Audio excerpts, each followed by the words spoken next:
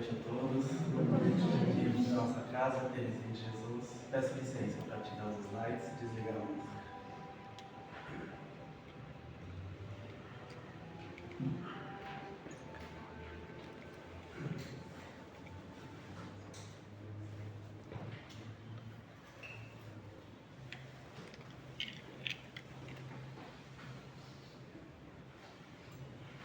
Para dar início à noite de hoje, vou fazer a leitura do livro Palavras de Luz, de Chico Xavier por Emmanuel, do dia 10 de março, que é a seguinte: esquecer o mal é aniquilá-lo, e perdoar a quem o pratica é ensinar o amor, conquistando afeições sinceras e preciosas. Daí a necessidade do perdão no mundo, para que o incêndio do mal possa ser exterminado, devolvendo-se a paz legítima aos corações.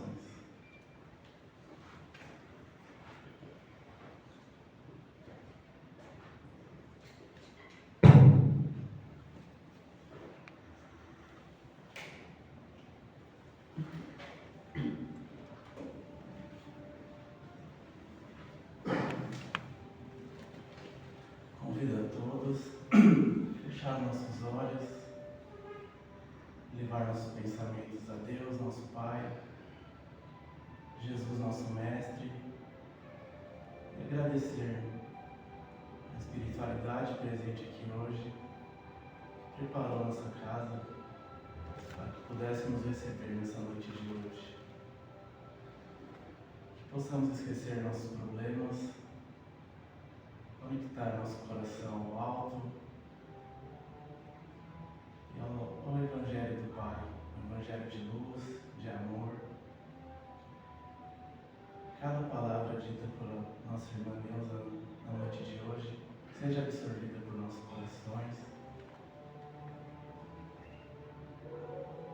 Possamos vibrar pelos nossos irmãos que não puderam comparecer aqui hoje, por cada nome escrito no nosso caderno de vibrações.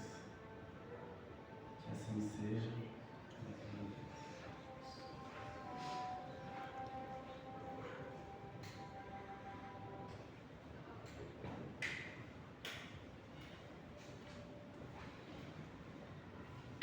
O tema de hoje da Semana Neuza é o Evangelho no Lar como valorização da vida.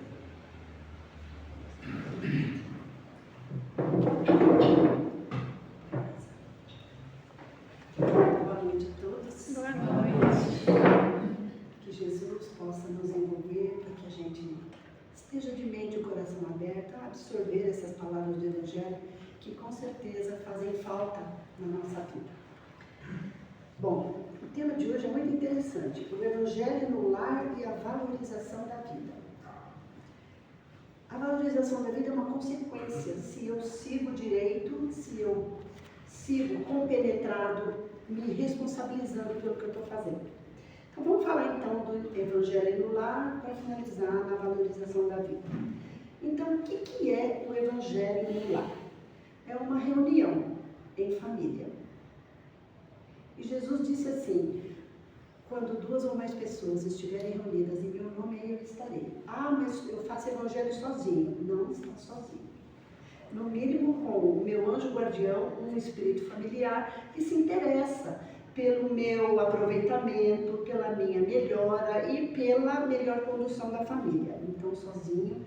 Na verdade, quando a gente estuda o espiritismo, a gente vai perceber que não existe solidão. Que a lei de afinidade não deixa, os iguais se atraem. Diga-me, não é, o ditado não é diga-me com quem andas que te direi quem és. É justamente o oposto. Quem é a gente? Quais os pensamentos mais constantes, os sentimentos, a intenção, o interesse. E a gente atrai, é consequência. Então, a gente não pode reclamar daquilo que a gente atrai. Muda o pensamento, corta aquela ligação negativa e a gente atrai coisas positivas. Aliás, o Evangelho no lar tem esse objetivo. Então, o Evangelho é uma reunião em família, uma vez por semana. Todos, sim, o dia, uma vez por semana, deve ser escolhido o dia, a hora em que seja mais facilitador para que todos os membros possam estar presentes, né? É obrigado? Não, não deve. Porque se eu obrigar um ente familiar a participar, ele vai vir pressionado, ele vai vir com aquela mente, aquele coração que não vai estar aberto ao aprendizado, a absorver as bênçãos que o momento vai propiciar para todos, né? Então, ele não vai absorver o aprendizado, as lições, a ajuda, porque a ajuda vai vir, com certeza. Então, não deve. Muito pelo contrário, a gente convida. Esse aqui é o melhor caminho, vamos dizer assim. Então, dia e hora para que todos possam estar juntos. Mas, veja, tem um outro lado importante. É um dia onde a gente está assumindo uma responsabilidade, um comprometimento, porque a gente vai receber uma visita. Visita? Que visita? Espiritual. Quem não quer uma boa visita espiritual? Onde os anjos guardiães, os espíritos amigos, às vezes ligados a nós nesse tratamento que a gente está fazendo, vêm fazer uma limpeza fluídica no ambiente, vêm introjetar em nós fluidos de coragem, de fé, de esperança. Ah, que bênção! Quem não quer isso? Então depende de nós, só de nós, com certeza. Então é uma visita espiritual importante. Por isso que eles vêm quando eles percebem que nós já estamos comprometidos com isso. Se a gente dá valor nisso, com certeza a gente vai se responsabilizar e se comprometer. Como é que faz? Né? Estamos todos reunidos, a gente, como toda reunião, como Jesus disse, né? Jesus vai estar lá, porque é uma reunião espiritual, de encarnados e desencarnados. Mas toda reunião deve começar com uma prece. Ah, mas eu não sei fazer prece. O Evangelho nos diz que a forma não é nada, o pensamento é tudo. Faz a prece que você, espontânea, o que está no seu coração. E com certeza, o importante é um bom pensamento. Porque não adianta nada, 300 palavras que não tocam o coração. Então, a prece simples. Se não sabe, se não quer falar uma prece espontânea, um Pai Nosso já vale, com certeza. E aí a gente vai ler o Evangelho. Pode ser aleatório, mas pode ser desde o começo. Normalmente se indica desde o começo porque aí a gente vai entendendo melhor. Porque semana após semana, a gente lendo a sequência, a gente vai entender a estrutura do Evangelho. Como é que o Evangelho é estruturado? Tem uma passagem evangélica, depois vem alguns comentários de Allan Kardec e a instrução dos Espíritos, que são mensagens que vão explicar por que Jesus disse aquilo, aonde se aplica aquilo. Às vezes a gente lê a passagem evangélica e como Jesus fala muito de forma simbólica, não entendi nada. Não é assim? Mas lendo na sequência o resto do texto, a gente vai se compenetrando. O que Jesus quis dizer naquilo? E é onde a gente vai usar na nossa vida, no dia a dia, aquelas palavras. Né? Então, precisa ler tudo, o capítulo inteiro? Não, uma página, um pedacinho. E de gota em gota, a galinha vai enchendo o papo. Nós vamos adquirindo esse conhecimento, esse hábito maravilhoso. Depois tem uma coisa que as pessoas não gostam, comentar. Ah, mas eu não entendi nada. Tenta, se esforça. Que devagar, conforme as coisas do barco vai andando, com certeza ali os anjos guardiães vão nos inspirando para ter uma melhor compreensão dos textos que a gente vai lendo, né? Agora, uma coisa importante. Li um negócio aqui, não usa aquilo para julgar, para criticar, para condenar o familiar que está ali junto. Nunca faça isso. Porque o Evangelho é para nós. É para nós primeiro, né? Então, e outra coisa, nesse comentário, se está a família inteira, às vezes 10 pessoas, né? E se chegar a visita, convida, porque não vai ofender e nem agredir ninguém, muito menos no aspecto religioso. Com certeza, o ideal é que seja 15 minutos, uma coisa rápida, objetiva.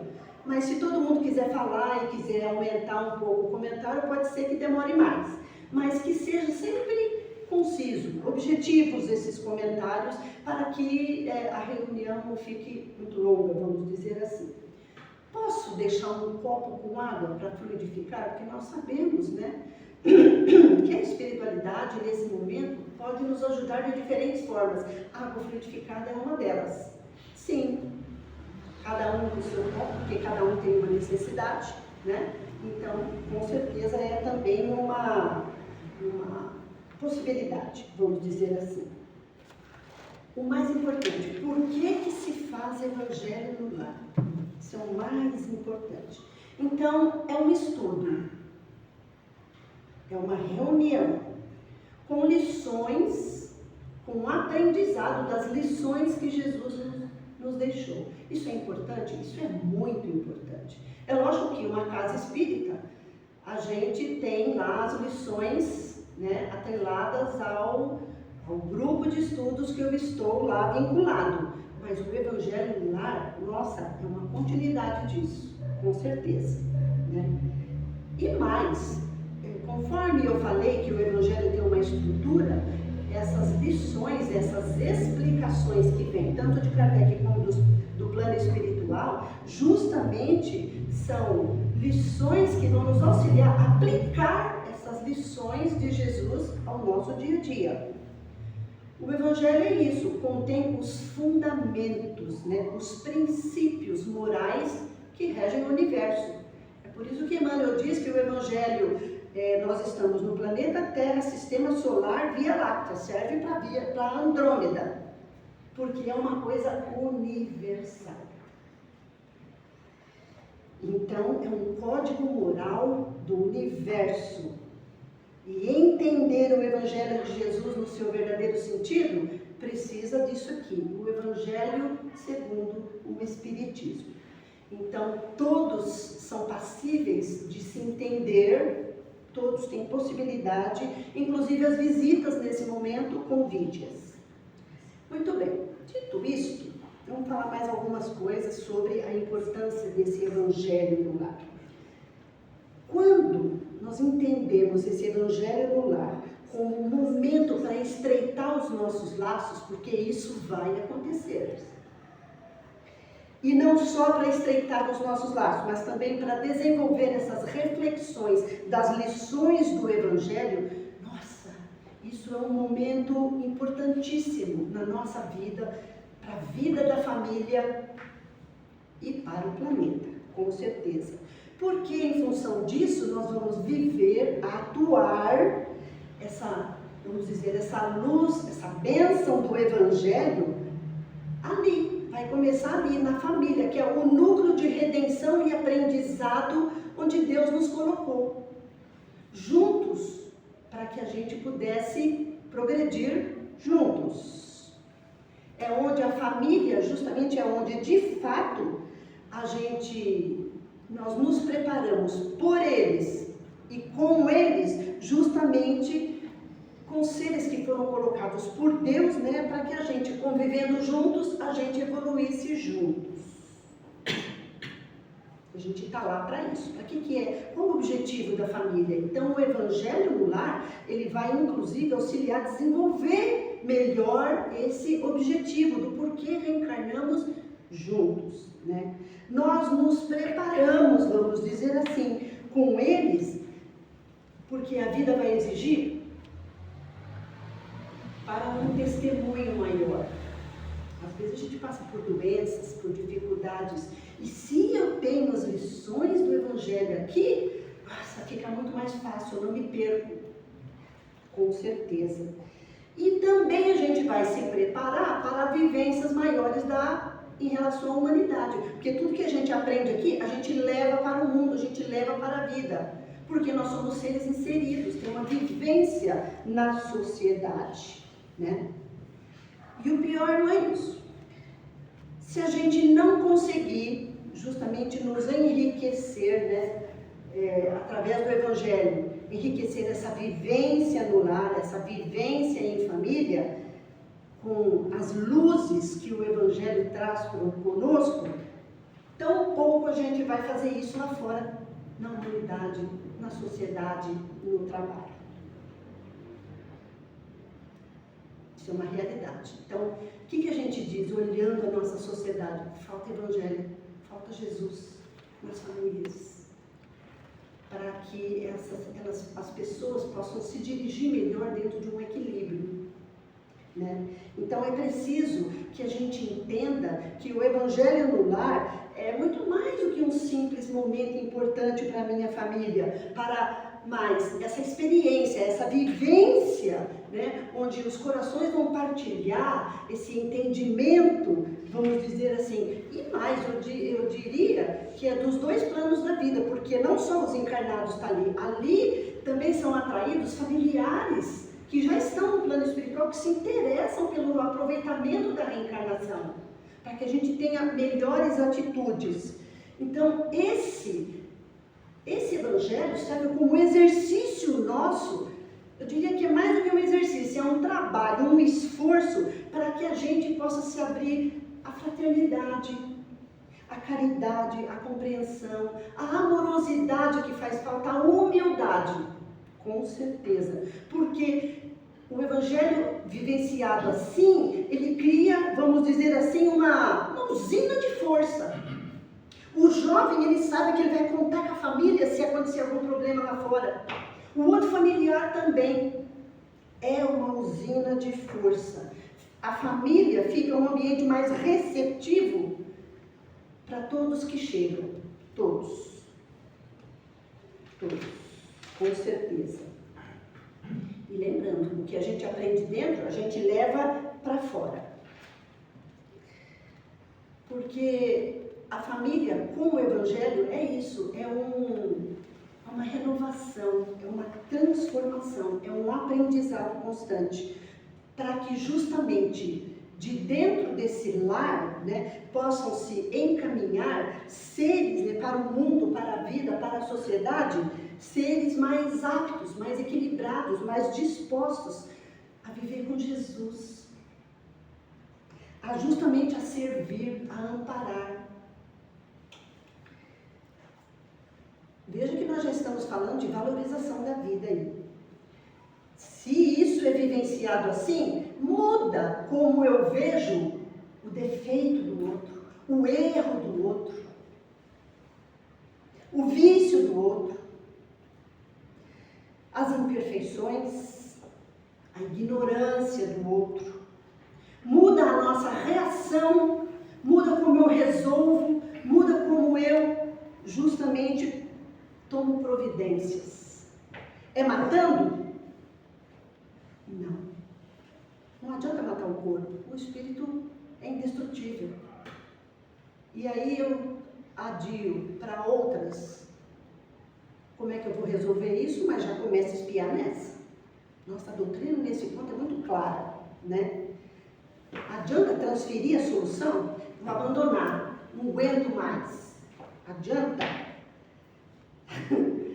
transferir para outra encarnação, sendo que às vezes lá a gente toma consciência, puxa, se eu tivesse um pouquinho mais de paciência, não teria dado no que deu, eu teria errado menos, as consequências seriam outras.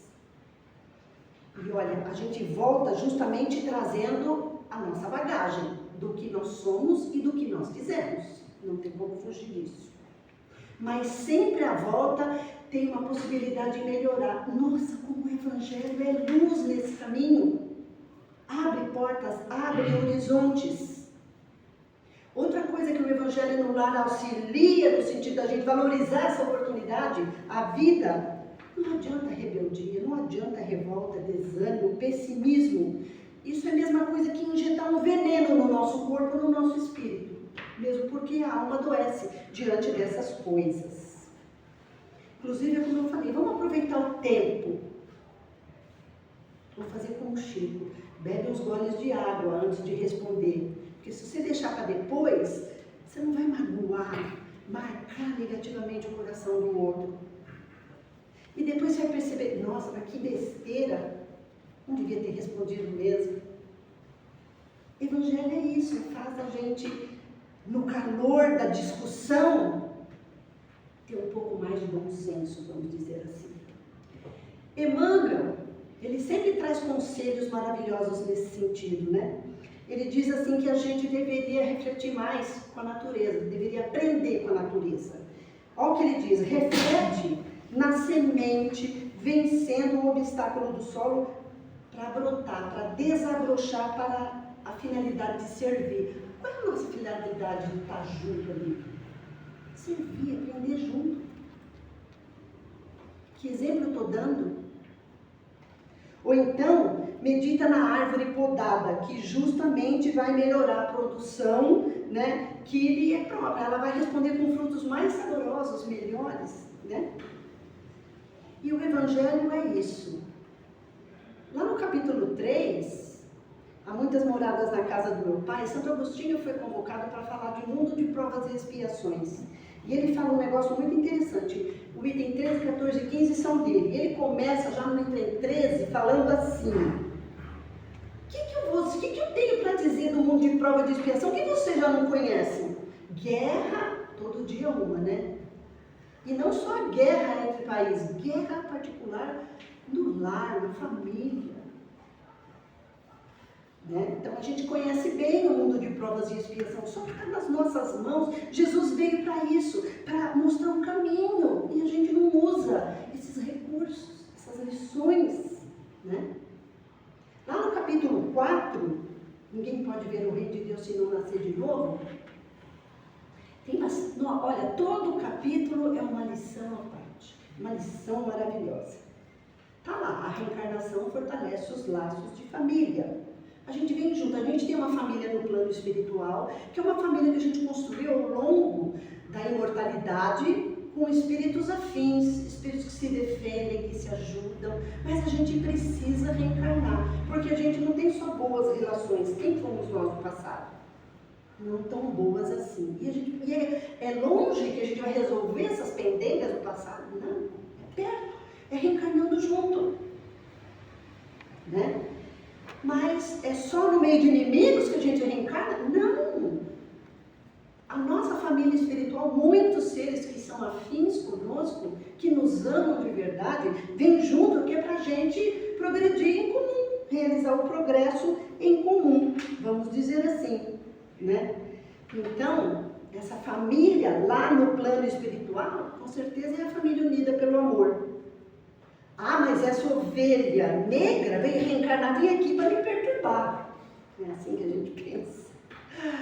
Mas está lá no Evangelho. Deus permite que espíritos antipáticos reencarnem no nosso meio com duas finalidades, dois objetivos: para servir de prova para uns ou meio de progresso para outros. Por isso que a gente, como pais, como filhos, como irmãos, né? Que exemplo que eu estou dando? Esse Evangelho vai justamente fazer com que as coisas se acalmem, vamos dizer assim. E é nessa convivência embasada no Evangelho que os maus vão se melhorando. Com certeza, né? Pelas atenções, pelo exemplo. Que exemplo eu estou dando lá no lar? Então, você veja a bênção da família com o Evangelho. E aí o caráter vai abrandando, aquele costume antigo com certeza vai se depurando, aquelas animosidades vão desaparecendo, a antipatia vai se corrigindo, vai se encaminhando, né? E a gente está ali com a possibilidade de transformar um inimigo num amigo. Olha que bênção, mas só via Evangelho, porque se a gente começar a bater de frente, fica difícil. Às vezes fica adiado para outra encarnação. Evangelho é isso. E família é isso. Aprendizado e transformação de corações. Com o Evangelho fica mais fácil. Mesmo porque, eu não falei que a gente recebe uma visita boa, uma visita importante. Eles vêm para quê? Para nos auxiliar, para nos inspirar. Com certeza, tem uma imagem. A humanidade é um todo, um organismo, vamos dizer assim. As famílias são vamos fazer uma representação. Cada família é uma célula. Se cada célula bem compreender a sua função, o seu poder, inclusive, né, que tem no organismo do todo, já imaginou? Já imaginou? Se ela estiver saudável à luz justamente do terapeuta Jesus, porque isso aqui é terapia. É isso. Com certeza a gente vai chegar loguinho naquele sonho que nós temos do mundo, né, do organismo do todo ser mais humano.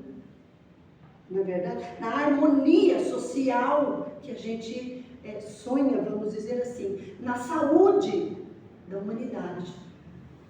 Você veja como isso é importante e tem um papel crucial.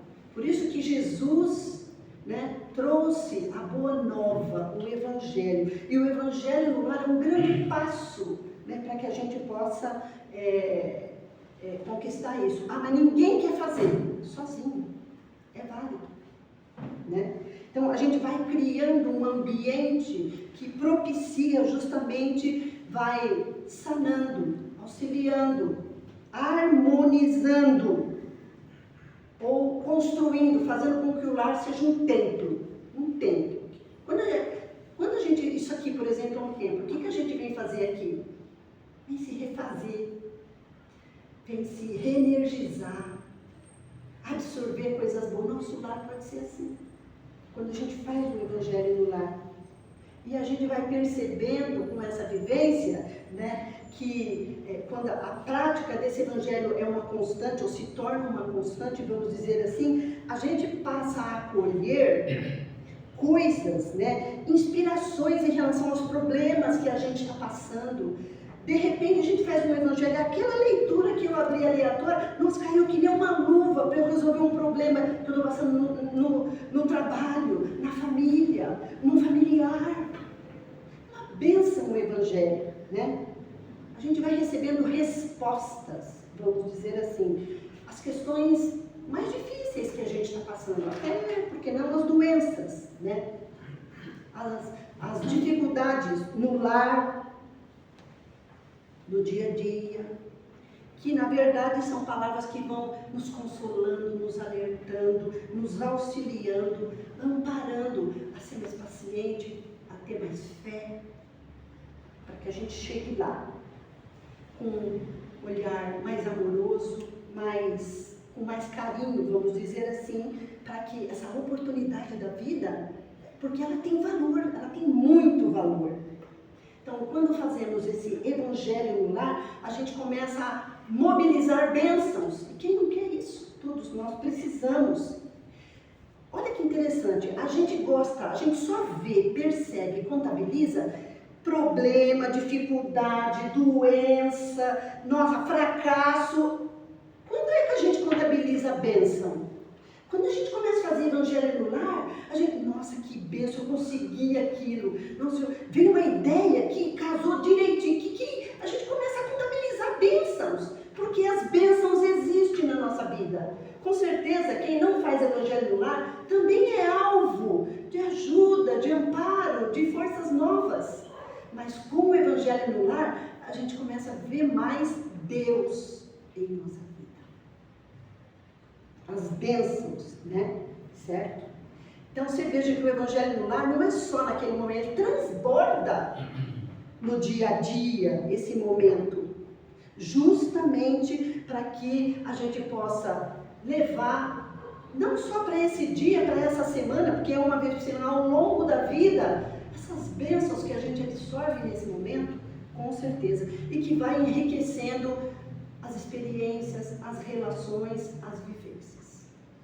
Então, que Jesus possa sempre estar conosco no sentido da gente vencer as dificuldades, porque tudo isso que eu falei parece que é fácil, né, no plano teórico, mas aqui, inclusive a gente tem ligações com irmãos que não querem isso aqui, então vai fazer acontecer tudo para que isso aqui não aconteça.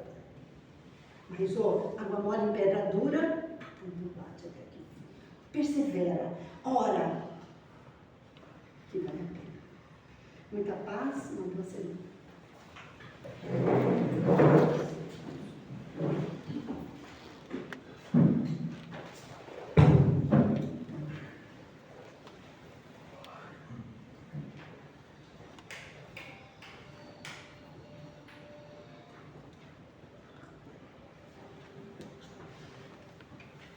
Convido a todos mais uma vez a fechar os olhos e agradecer. Agradecer por toda a espiritualidade, todos os ensinamentos que recebemos aqui nessa noite hoje. Possamos levar, onde passarmos, toda essa paz, toda essa luz.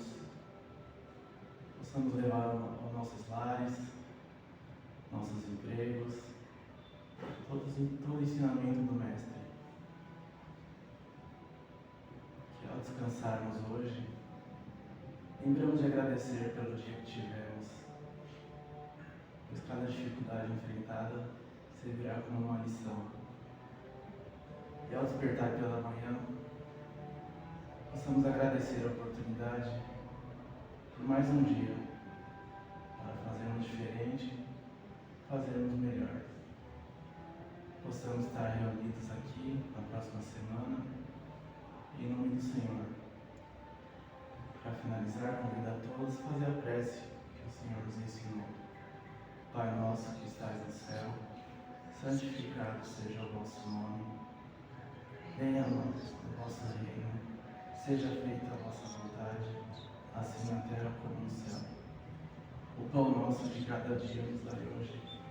Perdoai as nossas ofensas, assim como nós perdoamos a quem nos tem ofendido. E não os deixeis cair em tentação, mas livrai-nos de todo mal. Que assim seja.